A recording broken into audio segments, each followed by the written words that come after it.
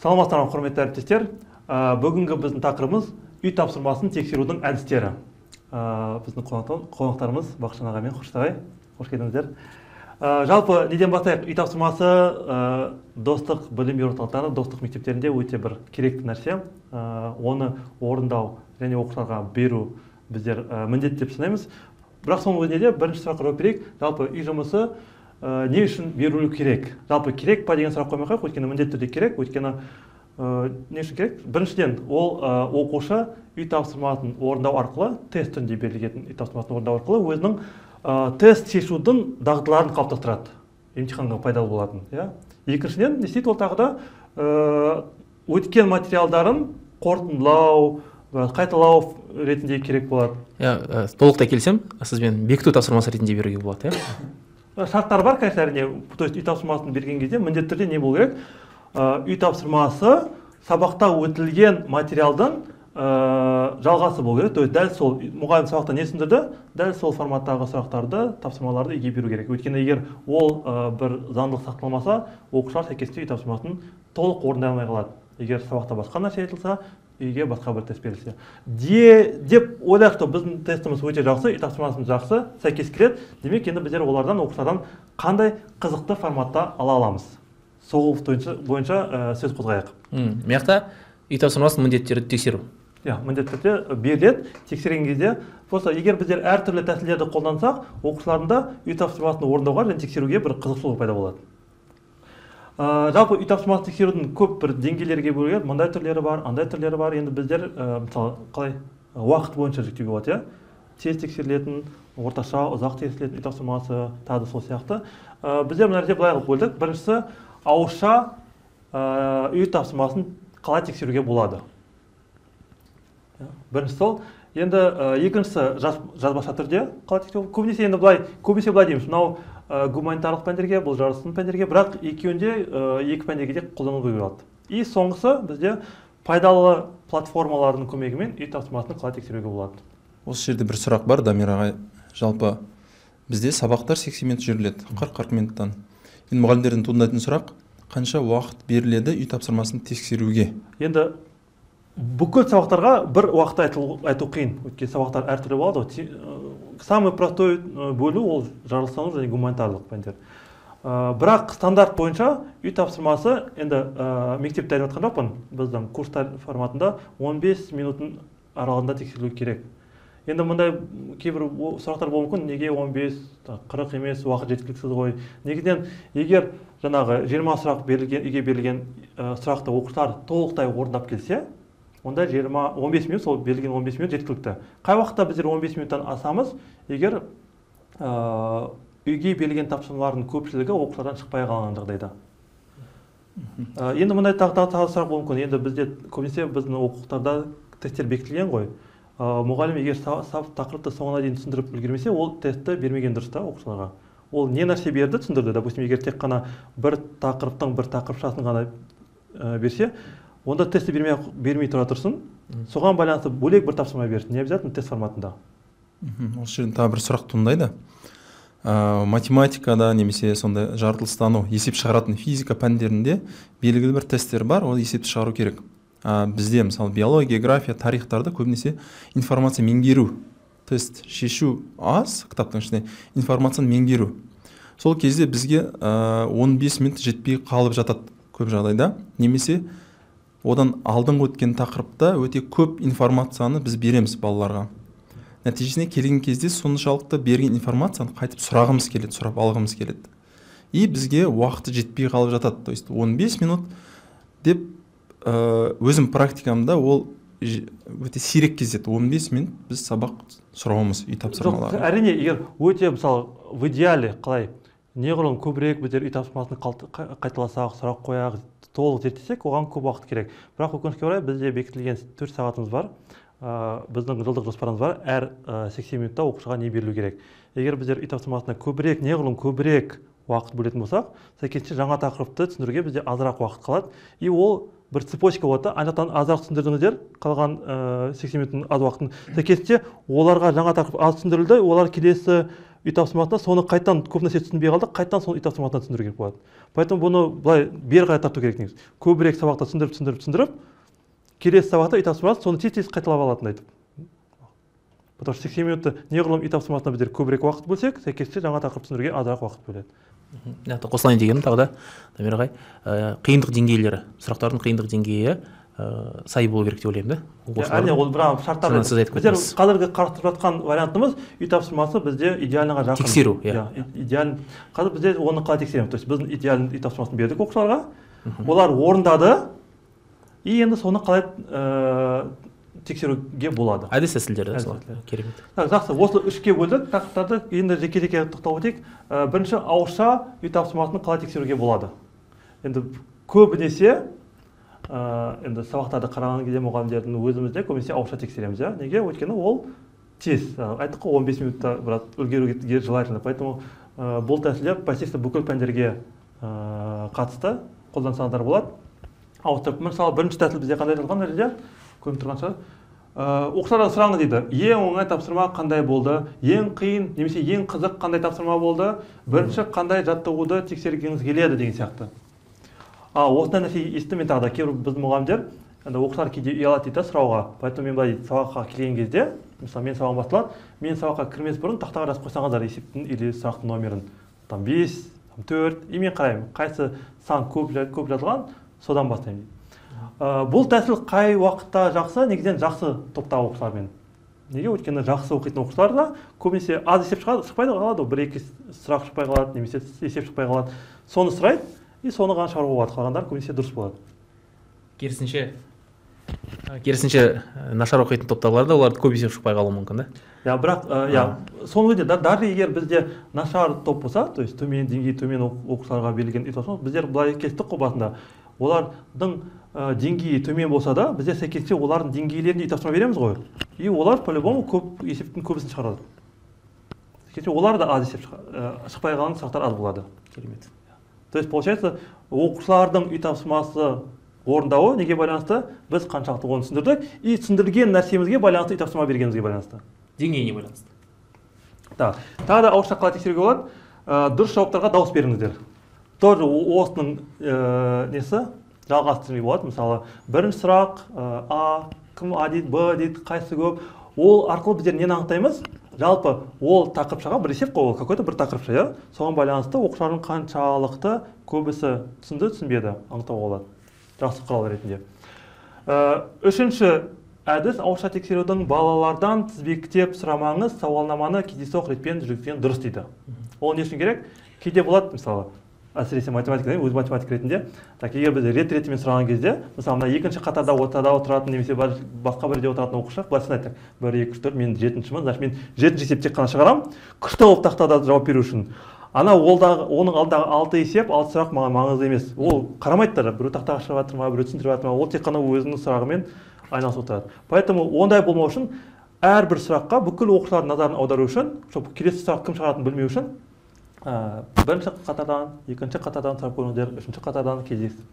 Ол кезде жаңағы әр сұраққа бүкіл оқушылардың назарлары болады. Так, келесі төртінші тәсіл, жауаптарын салыстыруға мүмкіндік беріңіздер. То есть оқушылар салыстырады өзінен. Сен қалай жауап бердің, сен қалай жауап бердің, олардың бір-біріне тоже бүкіл оқушылар, нашар топтағы оқушылар болсын, жақсы топтағы оқушылар болсын, ол пайдасы тиеді. Даже аралас топта болса, ол тем более жақсы етеді, өйткені жақсы оқитын оқушылар аналарын салыстырып, мұғалім өз деңгейін түсіндірсе, оқушы өз деңгейінде оған жақсылап түсіндіре білуі мүмкін. Келесі кім жауап беретін оқушылар ойынға жатады, мысалы. Бірінші оқушыны сіздер тыңдайсыздар, кім жауап береді? И давайте енді сен айт, келесі кім сұраққа кім жауап. Ол айтады, одан кейін кім? То есть сіз таңдамайсыздар ол кезде, рөлді оқушыларға бересіздер. Оқушы таңдайды әрбір келесі сұраққа кім жауап беретін. Алтыншы тәсіл тізбегі сұрау дейді. Сұрақ қойудың бұл әдісін егжей-тегжейлі және логикалық дәйекті жауап алу үшін қолдануға ұсынылады. То есть мынау енді бізде үй тапсырмасының барлығы тест форматында берілмейді ғой. Кейбір пәндерде, мысалы, әсіресе тарих болсын, биология болсын, какой-то бір тақырыпша береді. Бөлім береді, или бір абзац береді, оқып келу. Сол қаншалықты түсінгенін былай істеуге болады. Тоже қызық бір тәсіл. Бір оқушыны сұрайсыздар, так, жауап береді, митохондрия или там деген не, ол бастап түсіндіреді. Ол деген мындай нәрсе, оның үш бөлігі бар, жақсы дейді, ары қарай жалғастырады, бізде манас деген сияқты. Ол жалғастырады, болды осы тоқтайды, келесі жалғастырады, ол не нәрсеге пайдалы? Оқушылардың тақырыпты шынайы қаншалық деңгейде меңгерді, оның логикалық жаңағыдай жауаптары бар ма? И еще жаңағыдай айттық қой, олар ол кезде внимательно тыңдайды да, барлығы дайын. Потому что келесі ол айтуы мүмкін ғой, қай жерде жалғастырды, сол жерде, или мүмкін ол тағы да қолын көтереді, тағы да бірдеңе қосқысы келеді ол нәрсеге. Керемет, супер. Бір нәрсе қосып кетейін. Бізде обычно, егер оқушылар сабақ ретінде сұрайтын болсақ, ол тұрып бір орында айтуы мүмкін. Бізде практикада көбінесе пайдалырақ болатын, осы цепочканы қолдансақ болады ол тәсілде, оны тақтаға шығару. Мысалы, биология пәнінде бір тақырыпты бастадық үйге тапсырманы, оны шығып түсіндіру арқылы өзі одан да терең түсінеді және есінде ұзақ уақыт сақтайды ол нәрсені. Және екінші бір момент тағы да, оқушы өз тілінде түсіндірсе, оны оқушы бізден жақсы түсінеді, бізден естігеннен. Өйткені біз өз деңгейімізбен түсіндіріп кетеміз кейбір нәрсені. Өте қарапайым болуы мүмкін, бірақ бізге солай көрінеді. Ал оқушы өз тілімен түсіндірсе, бала тілімен түсіндірсе, ол басқаларына более понятно болуы мүмкін. Өздерінің сленгтері бар дейсіз ғой. Күшті, жаңағы біздер мынақта айттық қой, мысалы, кейбір мысалы 1-2 есеп шықпай қалса математикада, оны не обязательно мұғалім тақтаға шығару керек, мысалы кімде шықпай қалды, сол оқушы шығарса, өзіне де пайдалы, біріншіден, ол шықпады, тақтаға шығарса, шығады, есте қалады. И оны шығарған барысында түсіндірген кезде оқушыларға да сәйкесінше өзі түсінгендей түсіндіреді да, оқушы түсінген кезде, вдохновление болады ғой, деп осылай екен ғой деп, дәл сол өзі түсінбеген пунктті соған назар аударып отырып оқушыларға түсіндіреді. И негізінен жетімен аяқтамайды, ондай ауызша тексеру әдістері көп, біздер жетімен тоқталайық, қалғандарын сіздерден күтеміз фидбек ретінде, тағы да осындай нәрсе бар екен деп. Хормен берілген, специально арнайы ма, специально деген, специально соңына қойдық, өйткені көп мұғалімдер, көп оқушылар да, әскерлер де ойлауы мүмкін, хормен айтылған жауаптар, мысалы, ол дұрыс емес тәсіл. Мысалы, келеміз, бірінші сұрақтың жауабы А деп ақайлайды, екіншісі Б деп. Ол да бір әдіс, оның да бір плюстары бар. Сабақ сайын оны қолдансаңыздар әрине болмайды, өйткені жалғыз кетіп қызық болмай қалады, араластыру керек, бірақ кейбір уақыттарда ол әдістің өзінің плюстары бар. Егер бұл сөзді кірістіру секілді жаттығу болса, яғни оның былай істейсіздер ғой, оның плюстары қандай? Бірінші сұраққа А деп хормен істер қарайсыздар ғой кластарға. А десе сіздер байқайсыздар, бәрі А деп жатыр ма, или арасында Б дейтіндер бар ба? Уже білесіздер, кімде қаншалықты ол сұраққа қате жауап берген. Или тағы да мындай нәрсе, егер, допустим, 17-ші сұраққа сыныптың жартысы Б деді, сыныптың жартысы С деді, значит, ол мұғалімге сигнал. Қандай сигнал? Ол тақырыпшаны сыныптың жартысы түсінбеген деген сөз. Значит, оған либо қосымша сабақта, либо сол үй тапсырмасы тексерген кезде тереңірек түсіндіру керек, түсіндіріп кету керек. Потому что сыныптың жартысы ол тақырыпшаны түсінбей қалды деген сөз. Мына жерден Дамираға менен түсіндім айтайын ба? Біз 7 түрлі тәсіл бар деп айттық осындай. Мысал ретінде бұдан көп қой әрине. Бірақ сыныптың деңгейіне қарай, получается, біз біреуін қолданамыз, немесе бір уақытта бірнешеуін де қолдана алады екенбіз. Получается, хормен дауыс бере отырып, біз дұрыс жауаптарды таңдау да тәсілін қолдана аламыз. Немесе жақсы жоғары топтар бар, жақсы оқитын бірінші, екінші топтар бар, оларға бір деңгейді, то есть бір әдісті қолданамыз, ал төмен топтарға басқа бір әдісті қолдансақ болады екен. И тек қана топтарға байланысты емес, тақырыптарға да байланысты. Мысалы, деңгей жоғары топ дедік қой, деңгей жоғары топтарда, допустим, олардың өздеріне де қиналатын тақырыпшалар болады. Сол тақырыпшаларды тексерген кезде де әртүрлі әдістерді қолдануға болады. Или наоборот, деңгей төмен оқушыларда тоже әртүрлі деңгейлер. Бүкіл сыныптарға осыларды қолдануға болады аралық. Керемет. Бізде географтардың бір тәсілі бар. Біздің географ мұғалімдер қолданады деп ойлаймын. Қолданады, иә. Тарихшылар да қолданады оны, әсіресе бізге жақын. Дұрыс емес вариант, мысалы варианттарда мұғалімдермен бірге дұрыс емес вариантты талдау ауызша. Неге ол дұрыс емес екенін дәлелдеуі мүмкін. Ол да білмеймін қай вариантқа жатуы мүмкін, 8-ші вариант болуы мүмкін ба деген сияқты. Ол енді әрбір сұраққа тоқталу шығар, немесе бір қиын күрделі сұрақтар болатын бар, әрбір үй жұмысында бір С деңгейлі сұрақ, немесе 2 С деңгейлі сұрақтар. Вот сол кезде неге ол вариант болмайтынында оқушыларға түсіндіру керек шығар деп ойлаймын. Мен өз тек қана дұрыс жауапты жаттамай, қалған варианттарды неге олар болмауы мүмкін? Или ол С жауабы қандай сұрақтың жауабы екен сол жерде айтамыз. Иә, байланыстыру арқылы. Өзінің бір эксперттік мнение. Рахмет. Так, бұл бізде бірінші тексеру тәсілі жалпы ауызша. Бұнымен шектелмейді, көп варианттары бар. Қажет болса, марафон группасына тағы да жібереміз қосымша мәліметтерді. Так, біріншісін өттік. Енді екіншісі тәсіл бізде жазбаша тексеру тәсілдері. Енді оны біздер 1, 2, 3, 4, 5 тәсіл деп жазбаймыз, өйткені олар әртүрлі пәнге байланысты. Может быть, былай істейміз, қандай жалпы жазбаша тексеруге қалай болады деген варианттарды қарастырсақ. Мысалы, мен білетін бір жақсы тәсіл үйрендім, мен өзім оны қалай үйрендім? Мұғалімдер сабақтарына қатысу арқылы бір қалаға бардым, Қызылорда қаласына бардым. Математика пән мұғаліміне қатыстым, өте ұнады маған. Мысалы, бізде математикада білесіздер 20 есеп. 20 есеп береміз, или там 18 есеп, там 25 тестке байланысты. Сол 20 есептің барлығын бүкіл оқушылардан тексеріп шығу өте көп уақыт алады. Я? Дұрыс шығардым ба, дұрыс емес пе? Ол мұғалім не істеді? Ол мұғалім былай істеді. Әрбір сабаққа бір А4-дің жартысына 5 есеп жазып келеді. Үй тапсырмасында 20 есеп берді ғой, соның 5-еуін таңдап келеді. 5-еуін алады, әр оқушыға таратып береді, кітапты жазады. Қарамайды, кітапшаға оқушы шығарды ма, шығармады ма, жазбайды. Потому что ол просто шешімін көшіруі мүмкін. Береді барлығына, кітапты жаптырады и 5-6 минут береді. Ол есептің шешімін жазуға. Неге ол уақыт жеткілікті? Потому что оқушы қайтадан барып ол есепті шығармайды, ойланып. Ол уже үйде шығарып келді, просто ояққа шешім жазу керек. И сол қарайды, 5 сұрақтың оқушы қаншалықтың шығарған. Егер ол үй тапсырмасын шығарса, оны тез-тез жазып болады. Егер ол көшіріп келсе немесе шығармаса, ол ана 5 есепті 5 минуттың ішінде шығарып үлгермейді. Өте ұнады маған сол тәсіл. Соған қосып кетейін, біздің биолог мұғалімдер жасайтын бар. Ақтөбеде Жадыра апайымыздікін көрдім.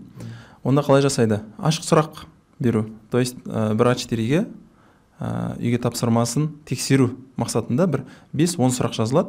И получается ашық сұрақты олар ашып жазу керек ана жерге. То есть ешқандай вариант жоқ, ешқандай подсказка жоқ, тек қана сұрақ. Бұл жерде мысалы топта бала көп, немесе бүгін мұғалімнің подряд сабақтары бар, бүкіліне уақыт жетпейді. Сондықтан оны кейін барып өз ұпайларын қою мақсатында сол жерде қысқа бір 5-10 минутта 5 сұраққа жауап бергізеді. Нәтижесінде парақтарды жинап алады, кейін барып өзі отырып тексереді, ұпайларын береді. Күшті. Мысалы, қан жүйесін түсіндіреді, қан жүйесінің схемасын береді, үй тапсырмасы ретінде бұл жерге жазыңдар. Мынау не нәрсе, мынау не нәрсе, мынау қандай қызмет атқарады, толтырып жазу керек. Сурет түрінде, схема түрінде, сұрақ түрінде. Енді оны жазбаша болғандықтан, ашық сұрақ болғандықтан, тем более вариантсыз болғандықтан, енді фантазия қай жерге жетеді, қай жерге дейін. Тем более бұл бізде үй тапсырмасын тексеру тәсілі ғой. Получается, ол мұғалім түсіндірді бір тақырыпты, енді тест емес қой, былай қаншалықты терең меңгергенін білгісі келеді ғой. Ол әрқайсысынан сурет таратады, там мидың басының құрылысын, таратады. Это сіздерге, допустим, қанша 10 минут или там 5 минут қанша уақытын тақырыпқа байланысты, осының қасына толтырыңыздар. Стрелка қойып қояды. Мынау не қызметі қандай, мынау не қызметі қанша, салмағы, жалпы не біледі оған байланысты. Мүмкін салмағы жазылған шығар, оның мүмкін функциясы жазылған шығар, тағы да бірдеңесі. Күшті. Мына жақта мен де бөліскім келіп тұр. Біздің географ пән мұғалімдерінің бір әдісі үй жұмысын тексерудің контурный картаға объектілерді жаттау, номенклатура жаттау деп атаймыз біздер оны. Оқушылар үй жұмысына объектілер жаттап келеді, қайда не орналасқан. Енді каждый оқушыдан оны алу, сұрау, ол уақыт алады. Сол үшін контурный карта береді. Біздің анар апайларымыз жасаған контурный картада береді қолдарына, және тізім береді. Тізім бойынша 10 объект болуы мүмкін, 15 объект болуы мүмкін. Сол 10-15 объекті нумерация бойынша картада белгілеу шығу керек. Және оны да тексеру тез болады. Жалпы қорытындылай келгенде қандай вывод жасауға болады? Получается, почти бүкіл пәндерде ондай бір нәрсе істеуге болады. Иә, әрине дайындалса мұғалім. Заранее үй жұмысын қалай тексеруге болатынын бір кішкене уайымдап, бір жеңіл жолдарын өзі үй тапсырмасын дайындап жатқан кезде, беріп жатқан кезде уже автоматически оны қалай тексеремін екенін уже білу керек, мұғалім. Иә. Беріп жатқан кезде, так, мен мынаны бердім, дальше мындай форматта аламын. Супер. Рахмет. И соңғы бір вариантты қарастырайық. Ол тоже өте маңызды. И, наверное, осылардың арасында оқушыларға, может быть, ең қызықты болуы мүмкін. Почему? Потому что қазір бізде почти бүкіл курстарымызда ақылды тақталар бар, современный.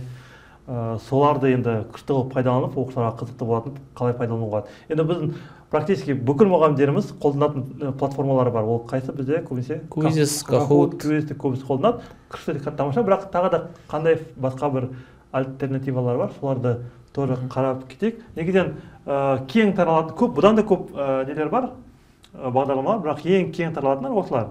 Біздер білетін көбісі мұғалімдер қолданады, айттық, Flickr пен Kahoot, Quizes'ті көбісі қолданады. Кейбір пәндер уже бірақ уже көп болды қолданбаған ZipCredit бар, тест түрінде тексеруге. Mentimeter, Nearpad, не бар, GoFormative и Flippity деген күшті бағдарламалар бар. Енді барлығын осы неде түсіндіріп үлгермейміз. Енді менде не бар? Бір сборник бар, осы бағдарламаларды түсініктемесін. Мен сіздерге жіберемін. Соны бастаңыздар, YouTube ашылады, оны қалай қолдануға болады, қандай күшті функциялар бар, соны қарап шықсаңыздар болады. Қазір бұларға қатысты біз Flippity-ге тоқталып кетейік қазір. Өйткені бір Flippity, бір программа болғанмен, бірақ ішінде өте көп функциялары бар. Может, соған кірсеңіз, қысқаша сол туралы да бір айтып кетейік, может, пайдалы болар. Мынау бізде Flippity бағдарламасы жарайды. Мынау бізде Flippity сайты деп айтайық, өйткені бұл арнайы бір приложение емес, бұл бір сайт, и ішінде өте көп функциялары бар. Получается, мынау әр қайсысы бір ойын түрі деп қабылдасаңыздар болады.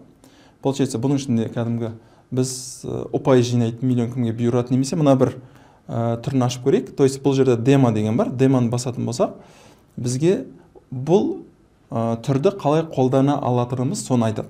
Получается, мынау бізде кругтың ішіне балалардың атын алдын ала жазып қоямыз. Балалардың атын. Оны қаяқтан жазамыз? Бірінші болып бізде не нәрсе бар? Біз демосына кірдік қазір ғана. Бірақ демо емес, мынаны ашатын болсаңыз, мына instructions деген бар. Соның ішінде мұндағы бүкіл ішіне қойылуы керек даныларды осы жерден қоя аламыз. То есть осы жерден өзгерте аламыз. Енді демоны басып көре салайық. Получается, бұл жерге біз балалардың аты жөнін жаза аламыз. Мысалы, сыныпта қанша бала бар, жазып қоямыз алдын ала. И не істейміз? Бір басып айналдырамыз. Бізде қазір жауап береді. То есть рандомно болады бұл жерде.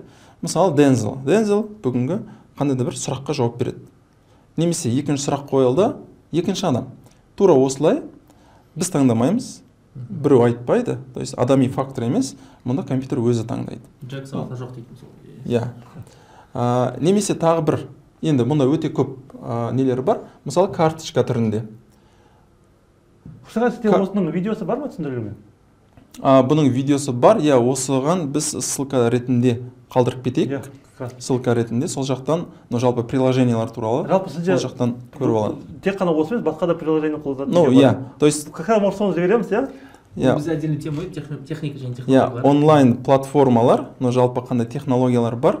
Ол тек қана ақыл тақтасы емес, кейбір бүкіл сыныпта бар емес қой, проектор бар. То есть компьютермен ашып, проектормен көрсетсе де болады.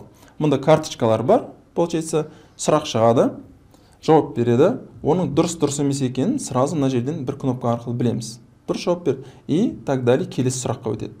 Ал сұрақтардың барлығын біз алдын ала ендіріп қоямыз. Иә. То есть instructions'та кіретін болсақ, бір жақсысы бұл еш жерге тіркелудің керегі жоқ. Мұнда инструкциясын жазып қойған, қай жерден нені алу керек деп, мұнда бірінші сары белгімен бояп қойған. Получается, бізде бұл Google таблица. Google таблицаға бір рет жасап қоясыз, и бітті сізде. Google Sheets қай жерде сақталады, сол жерде тұрады.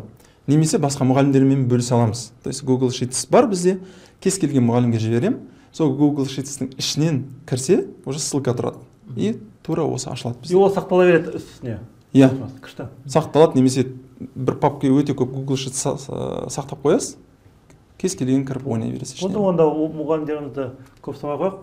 Күшті нәрсе, тем более қазір мынаны жібереміз, досконально түсіндіретін нәрселер. Мұғалімдер өзі қарап ашып көретін шығар, өзіне ұнайтындарын қолданады. Иә, әрине. Әркімге әртүрлі мүмкін, немесе сыныпқа, деңгейге байланысты әртүрлі қолдануға болады. Қосатын бір нәрсе бар еді, айтып жіберейін. Ана жақта енді әдіс тәсілдермен бөлісіп жатырмыз ғой, мұғалімдердің сабаққа дайындық, үй жұмысты алуға байланысты. Оқушыларға үй жұмысына қатысу өте маңызды. Кейбірлері бар, оқушылар кешігіп келеді специально. Үй жұмысы уақытын приблизительно рассчитать етеді. Мына ағай үй жұмысын осындай уақытта сұрайды, осындай уақыт 15 минуттан кейін кешігіп келем. И үй жұмысын, короче, про канал у меня. Но как завлечь, короче, да, тоже бір не бар. Аслан ағайдың, тарихшы Аслан ағайымыз қазір директор болып жатыр енді. Бірақ кезінде мұғалім ретінде көрдік біздер, чемпионат жасайды. Мектеп бойынша, оқушылар, бір мектептің оқушылары жиналады. Осындай орташа балл осындай деген сияқты, или каждый оқушыныкін, каждый ай сайын средний балдарын шығарып тұрады Қазақстан тарихы бойынша. То есть оқушылар келеді, білет, тест болатынын. Мен не деген келтіріп, мына жақта, неважно қандай методпен үй жұмысын алса да, средний баллын шығару оқушының и оны оқушыларға көрсету. Оқушы өзінің атын немесе өзінің жаңағыдай тобындағы мүшелерін бір ұйымнан бір мектептен келіп тұр, соны көрген кезде олар тырысады да, біздер төмендеміз, біздер жоғарыдамыз, келесі ай алға жүру керекпіз, үй жұмысын дұрыстап орындау керекпіз деген сияқты. Ол да бір әдістердің бірі, қызықтыру әдістердің бірі үй жұмысын тексерудің. Соны да бір бөліскім келіп еді, аз ғана уақыт. Мен де онда ұқсаймын. Үй тапсырмасын тексерудің енді мен көп оқығаннан емес, басқа мұғалімдердің сабақтарына қатысу арқылы көп нәрсе үйрендім. Поэтому тоже совет ретінде бір-бірінің сабақтарына қатыссаңыздар, көп нәрсе үйренуге болады сабақ барысында. Рахмет, сау болыңыздар. Сау болыңыздар, көріскенше.